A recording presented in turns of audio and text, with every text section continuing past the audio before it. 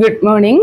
Crazy കപ്പിൾസിന്റെ മറ്റൊരു വീഡിയോയിലേക്ക് എല്ലാവർക്കും സ്വാഗതം. എല്ലാവരും സുഖമായിട്ട് സന്തോഷമായിട്ട് ഇരിക്കുന്നു എന്ന് വിചാരിക്കുന്നു കേട്ടോ.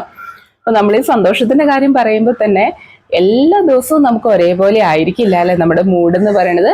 ചില ദിവസം നല്ല എനർജറ്റിക് ആയിരിക്കും, നല്ല ഹാപ്പി ആയിരിക്കും, എല്ലാ കാര്യങ്ങളും ചെയ്യാൻ നല്ല ചുറുചുറുക്കായിട്ട് ഓടി നടന്ന് വീട്ടിലെ കാര്യങ്ങളും ജോലി സ്ഥലത്തെ ആണെങ്കിലും ഒക്കെ നല്ല രീതിയിൽ നമുക്ക് പെരുമാറാനും ഒക്കെ സാധിക്കും. എന്നാൽ ചില ദിവസം എന്ന് പറയുന്നത് ഒരു ഡൗൺ ആയിരിക്കും അല്ലെ. അപ്പോൾ ഇങ്ങനെ വരുമ്പോൾ എന്താന്ന് വെച്ചാൽ നമ്മൾ എല്ലാ ദിവസവും ഈ ലോ ഓഫ് അട്രാക്ഷന്റെ പ്രാക്ടീസുകൾ ചെയ്യുന്നുണ്ടാവും, ഗ്രാറ്റിറ്റ്യൂഡ് പറയുന്നുണ്ടാവും, അഫർമേഷൻ പറയുക എഴുതുക ഒക്കെ ചെയ്യുന്നുണ്ടാവും, പല പ്രാക്ടീസുകളും നമ്മൾ ചെയ്യുന്നുണ്ടാവും. അപ്പോൾ ഈ വൈബ്രേഷൻ അത് നമ്മുടെ എനർജി ലെവൽ കൂടി നിൽക്കുന്ന ടൈമില് നമ്മൾ എന്താണോ നമ്മൾ പെർഫോം ചെയ്യുന്നത് അതുപോലെ ആയിരിക്കില്ല നമ്മുടെ എനർജി ലെവൽ ഒന്ന് കുറയുമ്പോൾ. ഞാൻ പറഞ്ഞില്ല എല്ലാ ദിവസവും ഒരുപോലെ ആയിരിക്കില്ല. അപ്പൊ ചില ദിവസം നമ്മളൊന്ന് ഡൗൺ ആയിരിക്കുമ്പോഴും നമ്മൾ അഫർമേഷൻ പറയുകയോ എഴുതുകയോ ഒക്കെ ചെയ്യുന്നുണ്ടാവും. പക്ഷെ ആ ഒരു യഥാർത്ഥത്തിലുള്ള ഒരു ഫീല് നമുക്ക് അവിടെ കൊടുത്തുകൊണ്ട് നമുക്കത് ചെയ്യാനായിട്ട് സാധിച്ചു എന്ന് വരില്ല. അപ്പൊ ഇങ്ങനെ വരുമ്പോ എന്താ ശരിക്കും ലോ ഓഫ് അട്രാക്ഷൻ പ്രകാരം ഒരു റിസൾട്ട് കിട്ടണമെങ്കിൽ വേണ്ട കാര്യം എന്ന് പറയുന്നത് കൺസിസ്റ്റൻസിയാണ്. എന്ത് കാര്യം ചെയ്താലും ഇതിപ്പോ ലോ ഓഫ് അട്രാക്ഷൻ്റെ മാത്രമല്ലല്ലോ, നമ്മളൊരു വെയിറ്റ് ലോസിന് വേണ്ടിയിട്ട് ചെയ്യുകയാണെങ്കിലും ഒരു എക്സാമിന് വേണ്ടിയിട്ട് പ്രിപ്പയർ ചെയ്യുകയാണെങ്കിലും ഒക്കെ നമുക്ക് വേണ്ടതായിട്ടുള്ള ഒരു കാര്യമാണ് സ്ഥിരത എന്ന് പറയുന്നത് അല്ലെ. അപ്പൊ ഒരേ ലെവലിൽ നമ്മുടെ എനർജി മെയിൻറ്റെയിൻ ചെയ്തുകൊണ്ട് പോവാന്ന് പറയുന്നത് ഒരു ടാസ്ക് ആണ് ശരിക്കും പറഞ്ഞു കഴിഞ്ഞാൽ.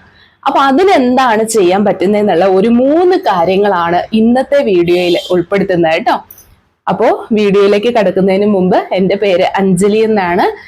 പുതുതായിട്ട് നമ്മുടെ ചാനലിലേക്ക് ജോയിൻ ചെയ്തിട്ടുള്ള എല്ലാ ആളുകളോടും ഒരുപാട് സന്തോഷം, നന്ദി ഒക്കെ അറിയിക്കുകയാണ് കേട്ടോ. ലോ ഓഫ് അട്രാക്ഷനുമായി ബന്ധപ്പെട്ട വീഡിയോസിന്റെ എല്ലാം ലിങ്ക് ഡിസ്ക്രിപ്ഷനിൽ കൊടുത്തേക്കാം. ജാനുവരി 1 തുടങ്ങിയിട്ട് നമ്മൾ റെഗുലർ ആയിട്ട് ചെയ്യേണ്ടതായിട്ടുള്ള കുറേ പ്രാക്ടീസുകളും അതിന്റെ ക്ലാസ്സുകളും ഒക്കെ അതിന്റെ വീഡിയോസ് ഒക്കെ പ്ലേലിസ്റ്റിലുണ്ട്. കണ്ടിട്ടില്ലാത്തവർ അതൊക്കെ കണ്ടു നോക്കൂ കേട്ടോ. അപ്പൊ ഏതൊക്കെയാണ് ഈ 3 കാര്യങ്ങൾ? ഈ 3 കാര്യങ്ങൾ എന്ന് പറയുന്നത് നമ്മുടെ എനർജി ലെവൽ ഹൈ ആക്കി വെക്കുന്നതിന് വേണ്ടിയിട്ട് ചെയ്യേണ്ട കാര്യങ്ങളാണ്. ഇതൊരു 7 ദിവസം നിങ്ങൾ ചെയ്തു നോക്കൂ. 7 ദിവസം എന്ന് പറഞ്ഞു കഴിഞ്ഞാൽ സ്ഥിരമായിട്ട് ഒരു ദിവസം പോലും മുടക്ക് വരുത്താതെ 7 ദിവസവും നിങ്ങൾ കീപ്പ് ചെയ്യേണ്ടതായിട്ടുള്ള ഒരു കാര്യമാണ് ഞാൻ പറയുന്നത്. അതിൽ 1ാമത്തെ സ്ഥാനം എന്ന് പറയുന്നത്, ഫസ്റ്റ് റാങ്ക് നമുക്ക് കൊടുക്കേണ്ടത് ഉറക്കത്തിന് തന്നെയാണ്. എന്തുകൊണ്ടാണ് ഉറക്കത്തിന് കൊടുക്കുന്നത്? ആരോഗ്യമുള്ള ഒരു ശരീരത്തിലാണ് ആരോഗ്യമുള്ള ഒരു മനസ്സുണ്ടാവുള്ളൂ.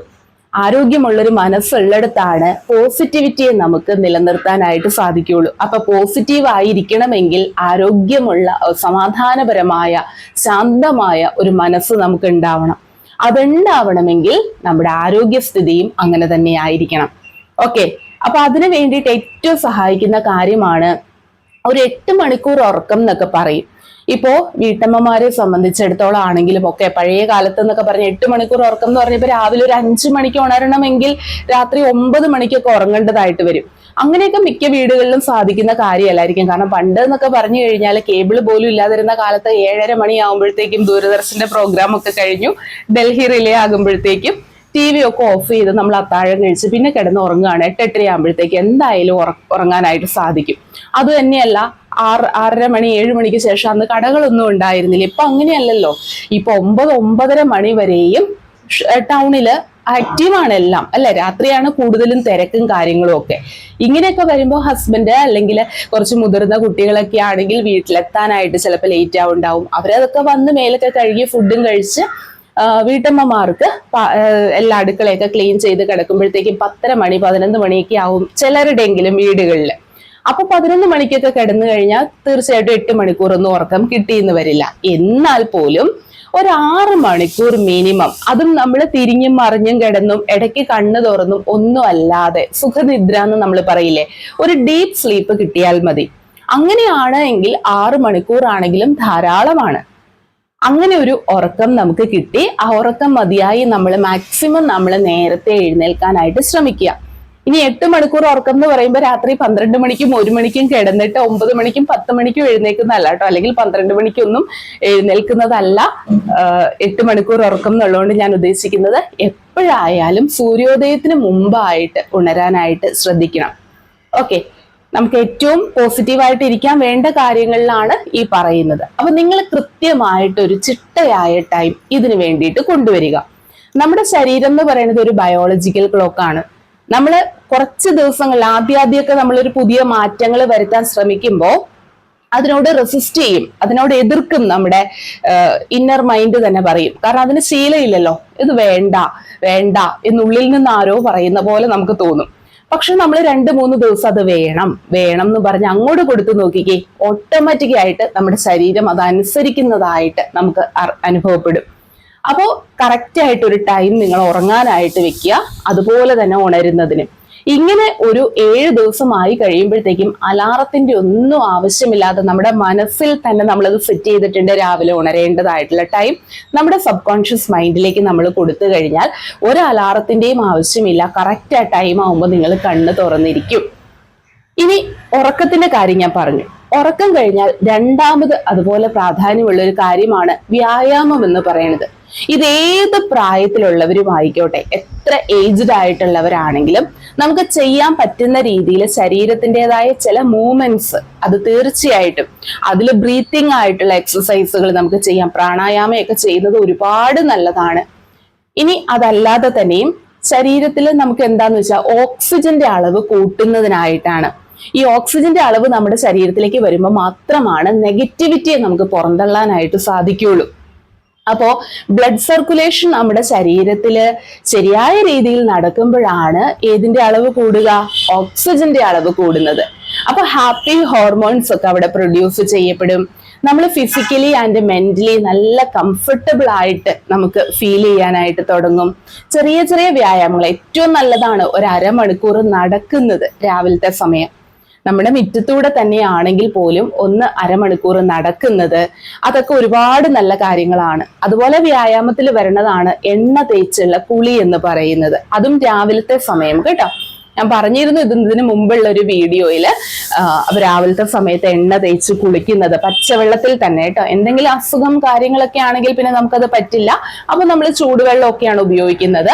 എന്നാൽ പോലും തണുത്ത പച്ചവെള്ളത്തിൽ നമ്മൾ കുളിക്കുന്നത് നമ്മുടെ ആരോഗ്യം ഈ എന്താ പറയുന്നത്, ഇപ്പോഴും 80-85 വയസ്സായിട്ടുള്ള ആളുകളൊക്കെ നല്ല ആരോഗ്യത്തോടു കൂടി ഇരിക്കുന്നതിന്റെ ഒരു കാരണം എന്ന് പറയുന്നത് അവരുടെ ഒരു ഏജ് വരേക്കും, ചെറുപ്രായം തുടങ്ങി നല്ലൊരു ഏജ് വരേക്കും അവരെന്ത് ചെയ്തിട്ടുണ്ട്?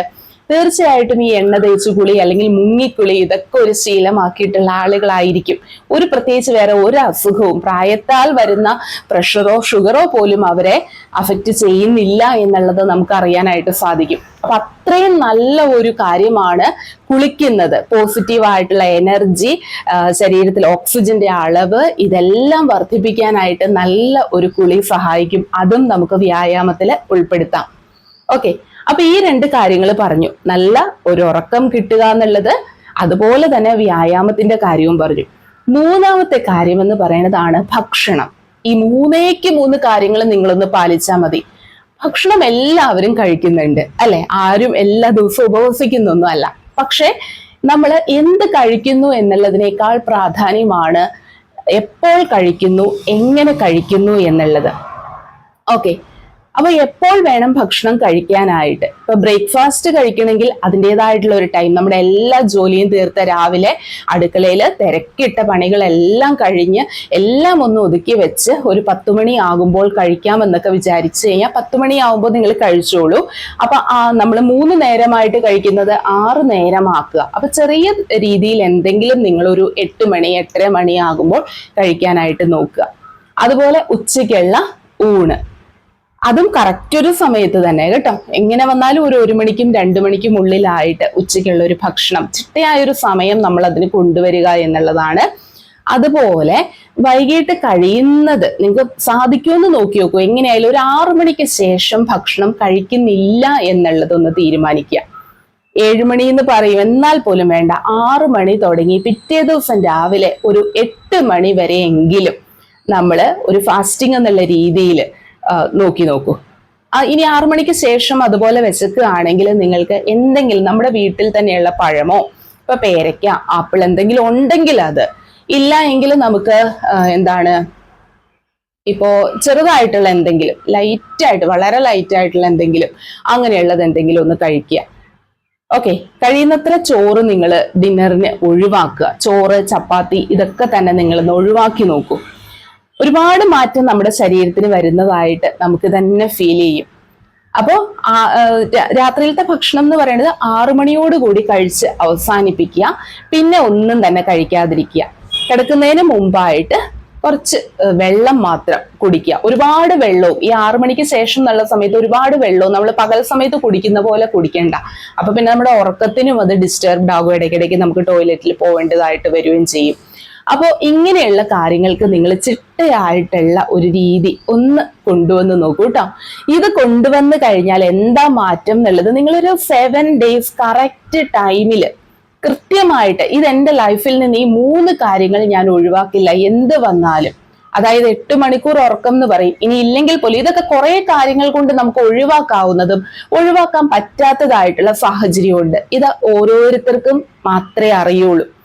ഇപ്പൊ ചില വീടുകളിൽ എന്ന് പറഞ്ഞാൽ എനിക്കറിയാം, ഇപ്പൊ തൊടുപുഴയുള്ള ഒരു ആള് പത്തനംതിട്ട വരെ ഡെയിലി പോയി ജോലി ചെയ്ത് വരുന്നതായിട്ടുള്ള ഒരാളെ എനിക്കറിയാം. അപ്പൊ രാവിലെ എന്ന് പറഞ്ഞാൽ 6:30 മണിക്ക് വീട്ടിൽ നിന്ന് ഇറങ്ങണം. തിരിച്ച് രാത്രി 8:30, 8:45 നൈറ്റ് വീട്ടിലെത്താനായിട്ട്. ഇങ്ങനെയുള്ള ഒരാളെ സംബന്ധിച്ചിടത്തോളം അവർ കിടക്കുമ്പോൾ തന്നെ 11 മണിയാകും. രാവിലെ 4 മണിക്ക് എഴുന്നേറ്റ് അടുക്കളയിലെ കാര്യങ്ങളൊക്കെ ചെയ്താലാണ് ചോറും കൂട്ടാനും ഒക്കെ ആയിട്ട് അവർക്ക് 6:30 ആകുമ്പോൾ പോകാനായിട്ട് സാധിക്കുള്ളൂ. പ്രായമായിട്ടുള്ള ഒരു അമ്മയുണ്ട് നോക്കാനായിട്ട്.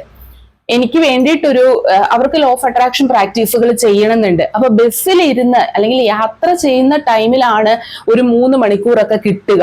ആ ടൈം ഉറങ്ങിപ്പോവാണ് മിക്കവാറും ചെയ്യുക. എന്നാലും അങ്ങനെയുള്ള ടൈമിൽ പറയാനായിട്ട് അഫർമേഷൻ അതൊക്കെ പറ്റുമോ എന്നുള്ളത് എൻ്റെ അടുത്ത് ചോദിച്ചിട്ടുണ്ട്. ഞാൻ അതിന്റെ റിപ്ലൈ കൊടുത്തിട്ടുണ്ട്. പറ്റും, തീർച്ചയായിട്ടും.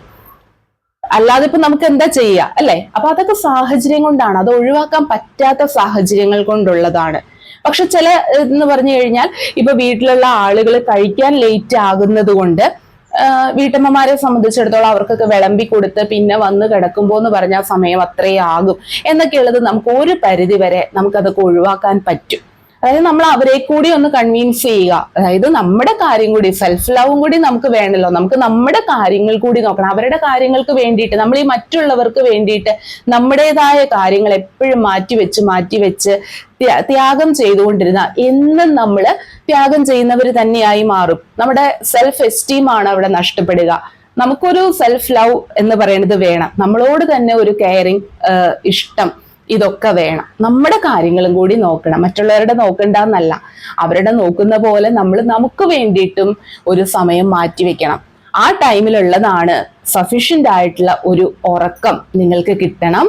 കാരണം ശരീരം ബാക്കിയുള്ള മുഴുവൻ സമയവും പ്രവർത്തിച്ചുകൊണ്ടിരിക്കുകയാണ്. അപ്പൊ നമ്മുടെ ഓരോ അവയവങ്ങൾക്കും ലോ ഓഫ് അട്രാക്ഷൻ പ്രാക്ടീസ് ചെയ്യുമ്പോൾ അറിയാം അല്ലെ, നമ്മൾ ഓരോ അവയവങ്ങൾക്കും നമ്മൾ നന്ദി പറയുന്നുണ്ട് നമ്മുടെ ശരീരത്തില്. അവരൊക്കെ നമുക്ക് വേണ്ടിയിട്ട് ഫങ്ഷൻ ചെയ്യുന്നതിന്റെ ഫലമാണ് ഇന്ന് ഞാൻ ഇങ്ങനെ ഇരുന്ന് ഈ പറയുന്നതും നിങ്ങൾ അവിടെ ഇരുന്ന് ഇതെല്ലാം കേട്ടുകൊണ്ടിരിക്കുന്നതും. അപ്പൊ തീർച്ചയായിട്ടും അതിനോടുള്ള നന്ദി, ഗ്രാറ്റിറ്റ്യൂഡ് നമുക്ക് ഉണ്ടാവണം. ആ ഗ്രാറ്റിറ്റ്യൂഡ് പറഞ്ഞാൽ മാത്രം മതിയോ? അവർക്കൊരു റെസ്റ്റിംഗ് ടൈം എന്ന് പറയുന്നത് കൊടുക്കണ്ടേ? ഇത്രയും സമയം നമ്മൾ അവരെ കൊണ്ട് ജോലി ചെയ്യിക്കുന്നു അല്ലെ? അപ്പൊ തീർച്ചയായിട്ടും നമ്മൾ എന്ത് ചെയ്യണം? ഒരു 8 മണിക്കൂർ അല്ലെങ്കിൽ ഒരു 6 മണിക്കൂറെങ്കിലും നിങ്ങൾ റെസ്റ്റ് ചെയ്തോളൂ എന്ന് പറഞ്ഞ് അവർക്ക് കൊടുക്കണ്ടേ? അതാണ് നമ്മുടെ ഉറക്കം എന്ന് പറയുന്നത്.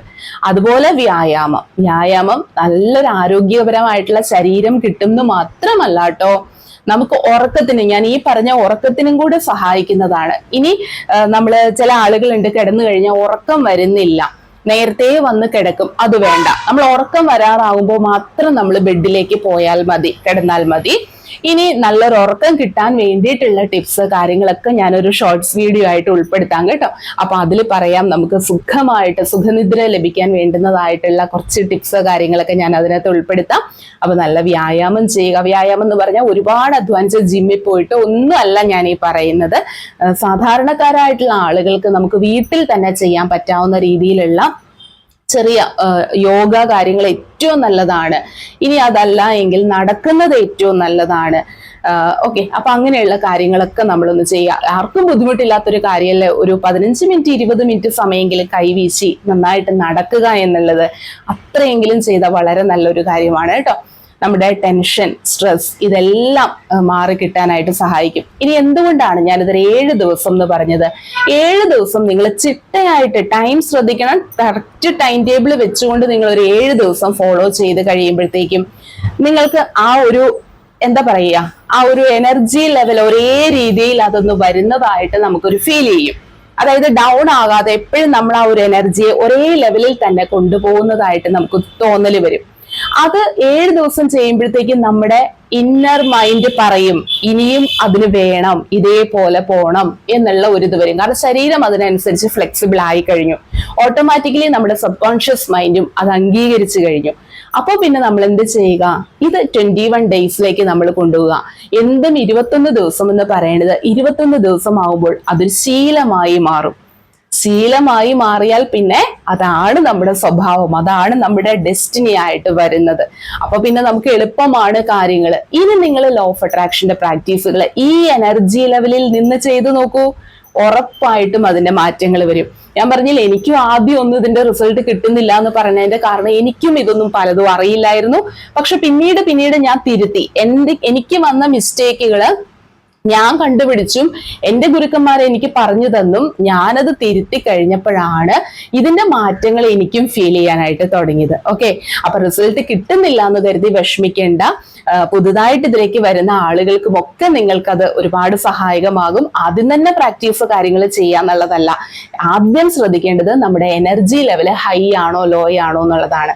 അത് ലോ ആണെങ്കിൽ അതിനെ ഹൈ ആക്കാൻ വേണ്ട കാര്യങ്ങളാണ് ആദ്യം ചെയ്യേണ്ടത്.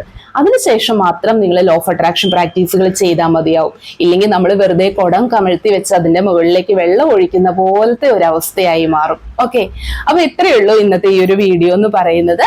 മറ്റൊരു വീഡിയോയുമായിട്ട് നമുക്ക് ഉടനെ തന്നെ കാണാം കേട്ടോ. അപ്പോ താങ്ക് യു.